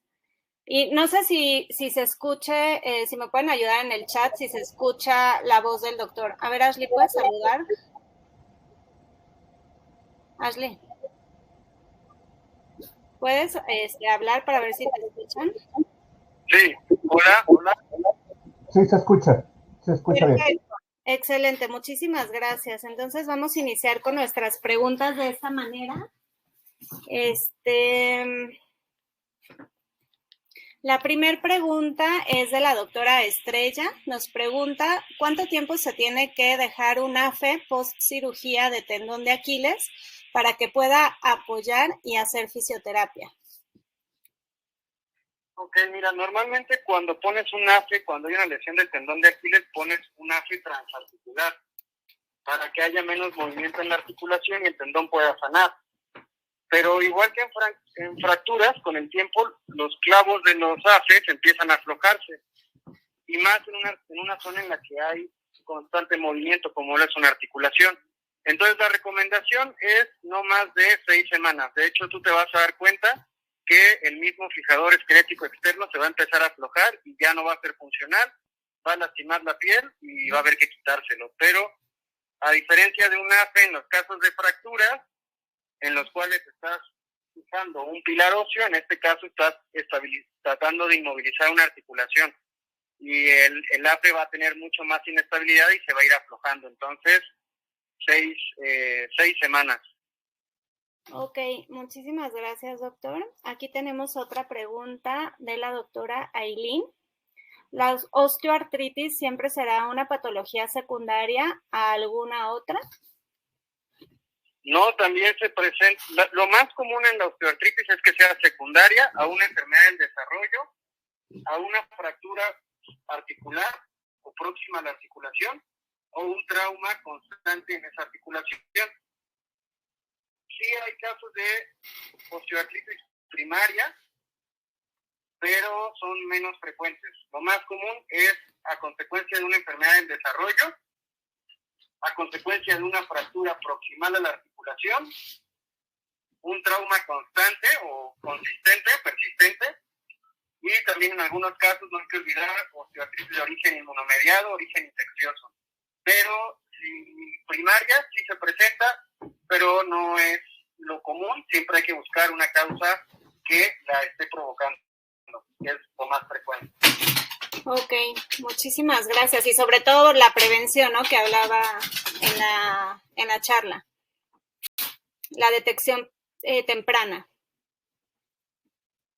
Sí, así es. La detección temprana de las enfermedades del desarrollo, que son las principales causas de osteoartritis, entre más temprano las diagnostiquemos, mejor va a ser su pronóstico en, a lo mejor no prevenir al 100% de la osteoartritis, pero sí disminuir el grado de velocidad en el desarrollo y de la severidad. Así es. Muchísimas gracias. Tenemos otra pregunta del doctor Braulio. Nos preguntan, cuando se hace la elevación ortopédica en un paciente con claudicación grado 1, después de estar en reposo, ¿se puede hacer dentro del examen un desafío sobre las articulaciones? A desafío me refiero a poner la articulación en estrés de hiperflexión durante unos segundos y después ponerlo a caminar para ver si hay claudicación o no, como se hace en caballos. Sí, cuando tú evalúas al paciente en dinámica y tiene una claudicación grado 1, ya sea porque tiene medicación, porque la inflamación ha disminuido, porque ya lleva un tiempo de cronicidad del problema, después de hacer el examen en dinámica, muchas veces pasamos al paciente a consulta, hacemos el examen ortopédico a la manipulación, donde podemos hacer hiperflexión o hiperextensión de las articulaciones, y si nos queda duda, después de eso podemos volverlo a sacar a caminar, y en algunos casos la claudicación se acentúa después de la manipulación. También depende de la patología. Hay patologías como por ejemplo claudicaciones de origen mecánico que podemos pasarlos a una manipulación de la articulación y el paciente va a presentar el mismo cuadro de claudicación porque no hay dolor. Okay. Pero sí es una manera de acentuar o de hacer más marcada la claudicación de alguno de los miembros. Ok, excelente, muchísimas gracias. Doctor, tenemos otra pregunta de Jean-Paul. Doctor, buenas noches. El cierre prematuro de fisis, ¿qué enfermedades la pueden causar o siempre se presenta por trauma por compresión? Las cierres de fisis de crecimiento normalmente siempre son en cachorros y pueden ser de origen traumático, son las más comunes, cierres en las fisis, ya sea por una Salter-Harris tipo 1, tipo 2, tipo de la 1 a la 5. Las 1, las 2 son de buen pronóstico, las 4 y las 5 normalmente puede haber algún grado de cierre de fisis y generar curvaturas de alguno de los huesos en particular.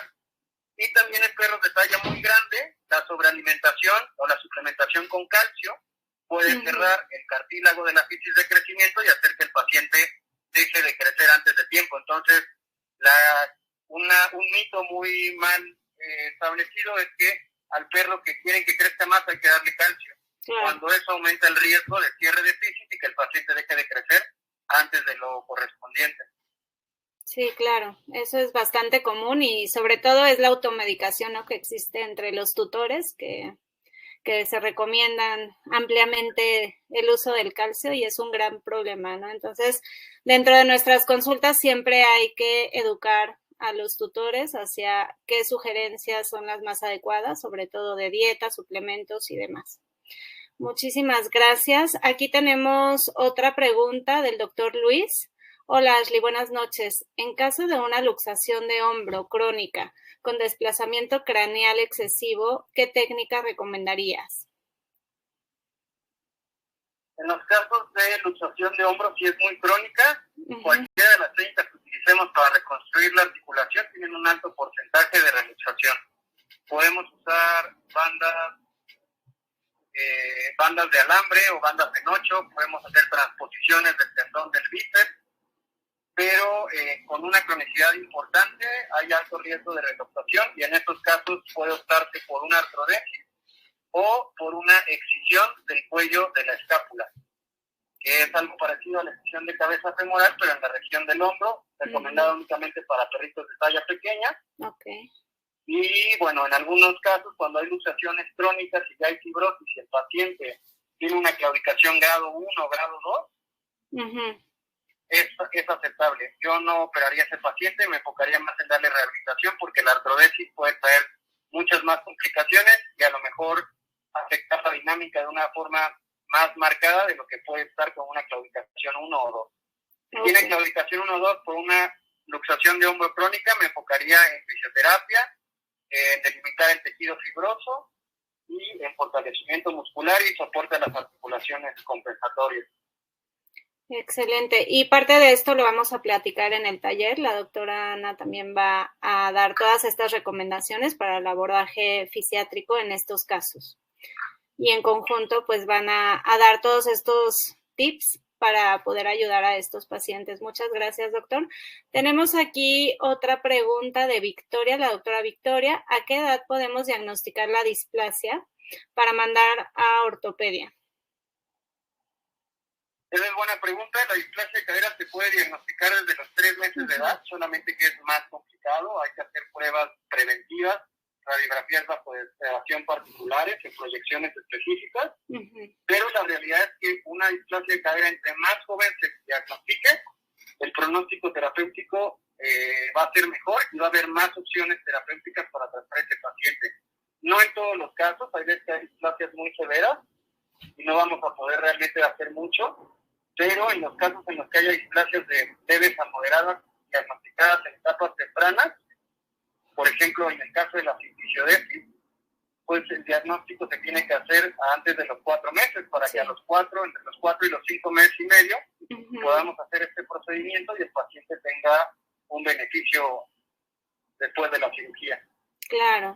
Claro, siempre si los atendemos a tiempo, pues van a tener pues muchísimo mejor calidad de vida porque no va a haber un proceso degenerativo no tan severo. Tenemos acá otra pregunta del doctor Jonathan. Buenas noches. ¿Cómo llego a un diagnóstico final de artritis inmunomediada y cómo debo manejarla? Bueno, normalmente las artritis inmunomediadas pueden estar en múltiples articulaciones y yo veo artritis en los carpos, en los tarsos, en las rodillas. Empiezo a sospechar de la enfermedad, no siempre, hay veces que se va a presentar solo en los carpos o solo en los tarsos, pero lo que seguiría sería hacer pruebas específicas, que sería factor reumatoide y anticuerpos antinucleares, que serían para descartar enfermedades inmunomediadas como pemphigo, como lupus. Habría que hacer también en algunos casos un 4DX, descartar alguna enfermedad por riquecias que puede generar igual artritis en múltiples articulaciones. Y más que nada también he enfocado al resultado de las pruebas básicas de sangre y en algunos casos alguna biopsia. Pero creo que la mayoría de las veces el diagnóstico de rutina es con anticuerpos antinucleares y con el factor reumatoide. Ok, muchas gracias, doctor. Acá tenemos otra pregunta del doctor Julio César. En la displasia de cadera congénita, pensando en tratarla ya sea mediante reemplazo de cadera y exéresis de la cabeza cuello femoral, ¿cómo es el costo-beneficio entre las dos? ¿Sigue formándose la pseudoarticulación con la exéresis? En el caso de la displasia de cadera es una enfermedad del desarrollo. No es congénita. Los perros normalmente no nacen con displasia de cadera, sino que la van desarrollando por el factor genético y medioambiental que la conforma. En cuanto al tratamiento, las incisiones de cabeza femoral serían recomendadas formalmente únicamente para pacientes menores a 25 kilos. Yo sé que todos alguna vez, probablemente quienes hacemos cirugía, hemos hecho una excisión de cabeza femoral en un perro de más de 25 kilos. Pero si hacemos eso, normalmente hay que hablar bien con el propietario y decirle que los resultados a veces no podrían ser los esperados y que ese paciente también tiene que recibir una fisioterapia intensiva y bastante constante. En los casos de cualquier paciente de cualquier talla que tenga artrosis en la articulación coxofemoral o una fractura coxofemoral que no se haya logrado reparar o una excisión de cabeza femoral, en todos los casos, un reemplazo de cadera, si está en las posibilidades del propietario, ya sean perros chicos o perros grandes, está recomendada. ¿Por qué? Porque eso va a mejorar drásticamente su calidad de vida y los va a regresar a la vida normal de un perro que tendría la articulación sana. Una excisión de cabeza femoral es una cirugía de salvataje, deja una deficiencia por naturaleza, aunque los pacientes mejoren bien. A los perritos pequeños les va excelente, la verdad es que es el tratamiento de rutina, principalmente en necrosis vascular de la cabeza femoral, más que en displasia en el caso de los chiquitos. Pero creo que cualquier paciente con displasia de cadera que esté en las posibilidades del propietario y que esté al alcance del procedimiento, hacer un reemplazo de cadera sería siempre la primera indicación. Ok. Claro, muchísimas gracias y qué bueno que ya podamos ofrecer este tipo de opciones quirúrgicas, ¿no? Que antes no estaban al alcance ni de México, ¿no? Aquí tenemos otra pregunta de la doctora Jessica Lisbeth. Buenas noches, a mí me interesa tomar el curso, pero tengo problemas con la parte práctica porque no conozco bien la ciudad. No sé si haya forma de apoyar a los foráneos para saber cómo llegar a las instalaciones. Claro que sí, doctora, con muchísimo gusto. Si se comunica al WhatsApp del flyer, que ahorita lo van a poner, ahí le podemos orientar para que pueda tener pues acceso al taller y ayudarla con la mejor ubicación para su hospedaje. Tenemos acá otra pregunta del doctor Roberto. ¿Qué diferencia hay entre la prueba de Barden y la de Ortolani? La prueba de Barden conforma o es parte de la prueba de Ortolani. La prueba de Ortolani hace compresión axial y abducción. Y el signo de Ortolani es la reposición de la cabeza femoral en el acetábulo. Es el sonido que genera el que la cabeza femoral retome la posición natural. hacemos una compresión axial en la prueba de ortolani y después de que escuchamos o sentimos que la cadera se subluxa, al reducir la articulación, la cabeza femoral regresa a su posición normal en el acetábulo, haciendo un sonido de clic. Ese es el ortolani. Okay. La prueba de Barde es únicamente la subluxación de la cadera con un movimiento de compresión y tracción, como puede ser medio lateral. O sea, un movimiento lateral de la cadera en el que sintamos la inestabilidad, pero no necesariamente el que regrese. Okay. El signo de Barde normalmente lo vemos en pacientes con luxaciones mucho más severas. Ok. Muchas gracias, doctor. Y también estos signos y todas estas pruebas en la parte práctica pues van a quedar mucho más clara cómo se deben de realizar. Entonces, pues si tienen el interés y el tiempo y los medios y demás, pues los invitamos a que se inscriban. Ahorita vamos a poner otra vez el cartel. Aquí hay, bueno, no sé si tengan alguna otra pregunta para el doctor. Aquí tenemos otra pregunta. No. Déjenme checar las demás preguntas que tenemos. Debe ser por el display. Bueno, hay felicitaciones, excelentes respuestas, muchas gracias, muy claro, excelente plática. Acá tengo qué diferencia hay entre la prueba de, bueno, esto ya la dijimos. En la displasia de cadera congénita, pensando en tratarla ya sea mediante no, me parece que ya ya completamos. Déjame ver el chat si tenemos más preguntas. O sea, tenemos felicitaciones, agradecimientos. También tenemos algunas dudas de si se podrá ver completa la charla para los que no alcanzaron a verla. Sí se va a retransmitir el día domingo en la plataforma de RMBet. Va a estar disponible para todos ustedes. La pueden incluso compartir y volver a ver con calma para que tomen sus anotaciones. Acá también tengo que, cómo se puede abonar al taller. Nuevamente, todas las dudas del taller para recibir el programa, formas de pago, inscripciones y todo lo demás, por favor comuníquense al WhatsApp que aparece en el flyer. Y aquí me están mandando otra pregunta. ¿Hay alguna prueba para diagnosticar artritis inmunomediada y cómo se debe de manejar? Sí, creo que ya la habían, pero creo que la volvieron a preguntar. No sé si no les quedó claro. También depende de qué tipo de enfermedad inmunomediada uno sospeche, pero lo más común son pemphigo y lupus. Ok.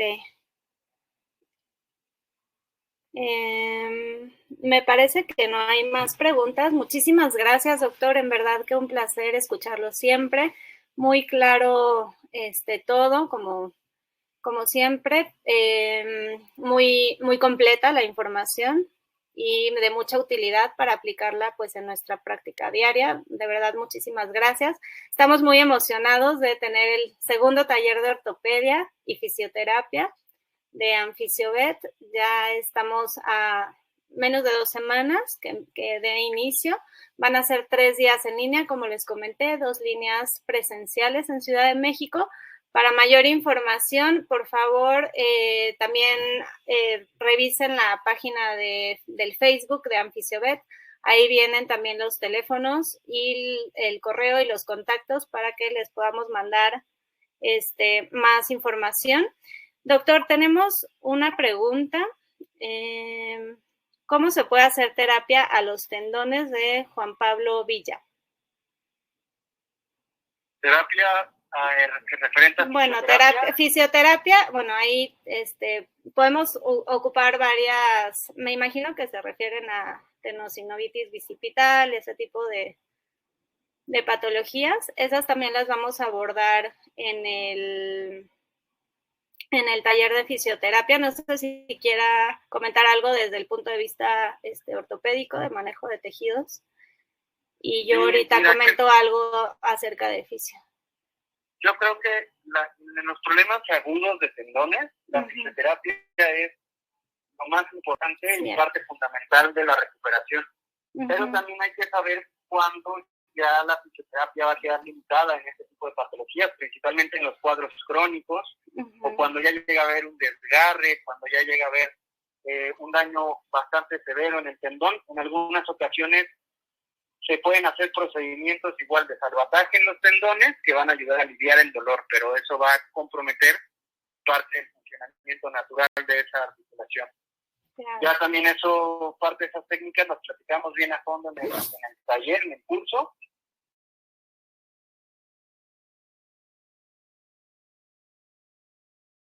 Cuando se tiene que hacer cirugía, la mayoría de las veces una buena tendinitis y tratada a tiempo, con pura fisioterapia va bien.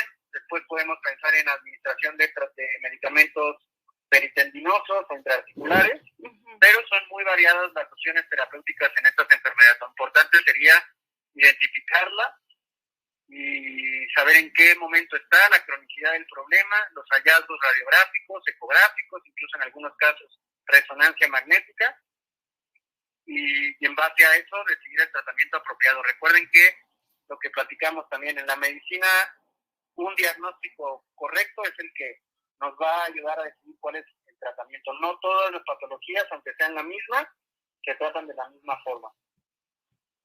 Ok. Sí, muchísimas gracias, doctor. Para complementar la parte de fisioterapia y rehabilitación, pues tenemos varias modalidades que nos pueden ayudar a caso de tendinitis, como es la laserterapia. También podemos ocupar ultrasonido porque siempre van acompañadas de contracturas musculares, acortamientos musculares. Entonces, termoterapia, ultrasonido, incluso se pueden llegar a usar ondas de choque y demás, nos pueden ayudar a resolver este tipo de patologías, ¿no? Que también se van a abordar en la parte práctica del taller. Aquí ya, bueno, tenemos muy interesante charla, excelente plática. Muchas gracias, muy interesante. Muchas gracias, doctor, por compartir sus conocimientos, y a los organizadores. Bueno, son ya puras felicitaciones, agradecimientos nuevamente por parte de Anfisiobet. Agradecemos muchísimo al doctor Ashley Arias por esta excelente plática, por todos sus aportes de su experiencia. Los esperamos a todos, los interesados en el taller de fisioterapia y rehabilitación en pacientes ortopédicos. Y bueno, que pasen una muy buena noche. Agradecemos también a todos nuestros patrocinadores, a RMBet, por esta plataforma. Muchísimas gracias a todos ustedes por asistir, por el interés que muestran. Y bueno, que pasen bonita noche. No, recuerden que queda grabada y que la pueden ver el próximo domingo en la plataforma de RMBet. Buenas noches. Buenas noches, doctor.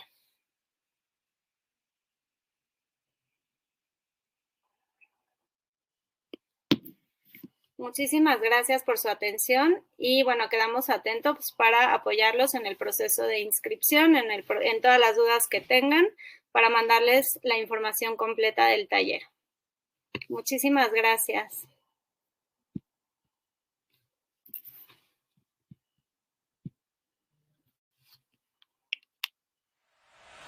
Hoy, una consulta veterinaria puede convertirse en una experiencia de salud para las mascotas y sus tutores. La evolución tecnológica camina junto a la ciencia que Royal Canin ha utilizado para desarrollar Vet Services. Hoy, estas herramientas buscan mejorar la vida de las mascotas con tan solo un clic. Smart Reco, soluciones nutricionales personalizadas para la mascota de acuerdo con su condición de salud. Ración diaria. Brinda la cantidad precisa de alimento de acuerdo con sus necesidades. Programa pérdida de peso. Crea un plan a la medida y monitorea el progreso de la mascota durante la pérdida de peso. Hoy, la transformación digital no es una opción, pero sí una solución.